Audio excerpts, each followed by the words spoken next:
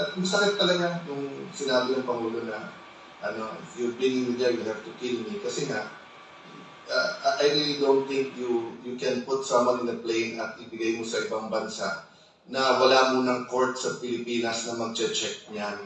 And kung sasabihin nila, as a legislator, kung sasabihin nila yan ang proseso legal, di mali. Bumalpak tayong lahat. Diba? Kasi nga, if it can be done to one Filipino, then it can be done to all Filipinos. Diba? At wala pa akong alam na bansa yung ICC. Ang stand ko, kailangan pa rin ng due process, kailangan pa rin may available yung legal remedies kay former President Duterte. Kung sino man siya, kung sino man maging yun, di ba? Dapat reasonable time. So, nung hinuli siya, dinitain, pinakita yung warrant, binasahan kagad, tapos dinala mo na siya sa detention area. Di ba? Nakita niyo po yung isang general ang sabi sa kanya, hindi ko papapasukin yung anak mo kahit yan ang abogado mo.